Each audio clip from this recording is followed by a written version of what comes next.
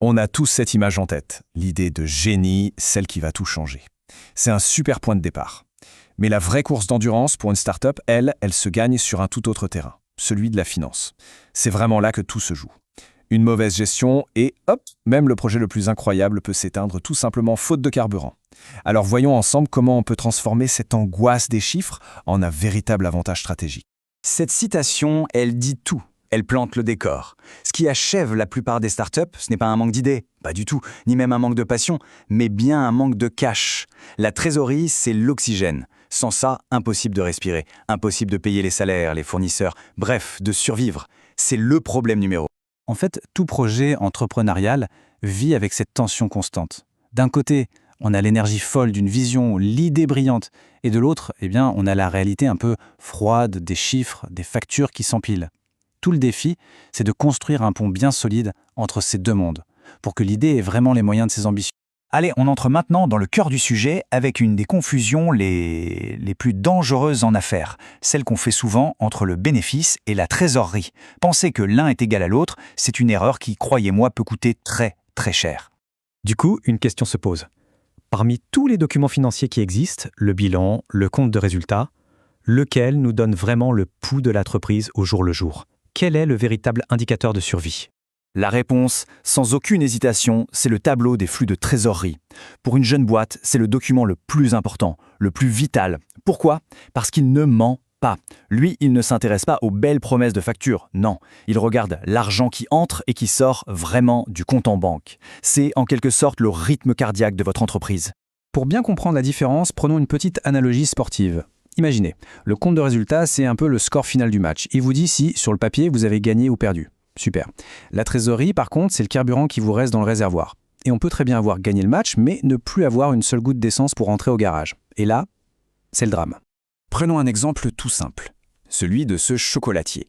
On regarde son compte de résultat, il est positif. Il a vendu pour 50 000 €, il a eu 30 000 € de charges.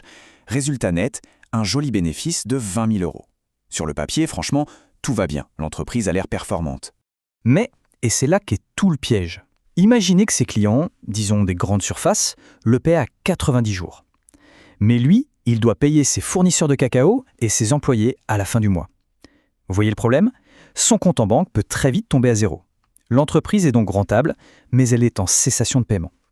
C'est pour ça qu'on dit que le bénéfice, c'est une opinion, alors que le cash, c'est un fait. Et ça nous amène directement à la question qui obsède, qui hante tous les fondateurs. Combien de temps il nous reste avant que le compte en banque soit vide ? Pour le savoir, il y a 2 indicateurs absolument vitaux à maîtriser. Le premier, c'est ce qu'on appelle le burn rate, littéralement le taux de combustion. En gros, c'est juste la vitesse à laquelle l'entreprise crame son cash tous les mois. C'est le déficit de trésorerie mensuel, une fois qu'on a fait sortie d'argent, moins entrée d'argent. Et le deuxième indicateur, qui découle logiquement du premier, c'est le cash runway. On pourrait traduire ça par la piste de décollage. C'est tout simplement le temps, en mois, qu'il reste à l'entreprise pour survivre si rien ne change. C'est votre compte à rebours. Et pour calculer ce fameux compte à rebours, pas de panique, c'est d'une simplicité redoutable. Étape 1, on calcule le burn net mensuel, c'est-à-dire l'argent qu'on perd chaque mois. Étape 2, on prend le total du cash qu'on a en banque et on le divise par ce burn net. C'est tout. Concrètement, ça donne quoi ? Disons qu'on a 100 000 € en banque et qu'on a calculé un burn net de 20 000 € par mois. Eh bien, 100 000 divisé par 20 000, ça fait 5. On a donc 5 mois de runway. 5 mois pour redresser la barre, atteindre la rentabilité ou trouver un nouveau financement. C'est ce chiffre qui doit guider absolument chaque décision. Bon, connaître son runway, c'est bien. Mais l'allonger, c'est encore mieux. L'idée, ce n'est pas d'être spectateur de ce compte à rebours, mais bien d'en reprendre le contrôle. Et pour ça, heureusement, il existe des leviers. D'abord, il y a ce que j'appelle les leviers défensifs. Leur but, freiner les sorties d'argent. Il faut se dire que chaque euro qui n'est pas dépensé, c'est un peu d'oxygène de gagner. Ça passe par des choses assez logiques, couper les frais pas indispensables, reporter des gros investissements et surtout négocier les délais de paiement. Essayer d'encaisser plus vite et de payer plus lentement. C'est le b.a.-ba. Mais la défense, ça ne suffit pas. Il faut aussi passer à l'attaque. Les leviers offensifs, eux, ils se concentrent sur l'amélioration de la machine à cash. Là, il devient crucial de suivre des indicateurs comme le coût d'acquisition d'un client, le fameux CAC, et la valeur qu'il nous rapporte sur le long terme, la LTV. Parce que le signe d'un modèle économique qui tient la route, qui est sain et durable, il est là. C'est quand la valeur totale qu'un client vous rapporte est bien supérieure à l'argent que vous avez dépensé pour le faire venir. Quand on a ça, on a un vrai moteur de croissance. C'est vraiment la clé de la viabilité à long terme. Pour finir ce décryptage, revenons un instant sur les erreurs les plus classiques, celles qui font dérailler la plupart des projets. Les connaître, c'est déjà une super façon de s'en protéger et de passer de la simple gestion à un vrai pilotage stratégique de sa boîte. Alors, quels sont ces pièges classiques? D'abord, mélanger ses comptes perso et pro. Ça, c'est comme essayer de naviguer en plein brouillard. Ensuite, ignorer les prévisions financières. C'est piloter un avion sans tableau de bord.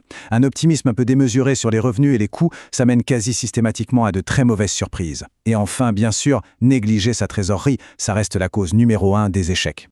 Au final, s'il y a une chose à retenir, c'est de changer de perspective. La finance, ce n'est pas une corvée administrative ennuyeuse qu'on laisse à son comptable. Non, c'est le cockpit de l'entreprise. C'est le langage qui permet de prendre les bonnes décisions au bon moment pour assurer pas seulement la survie, mais aussi une croissance saine.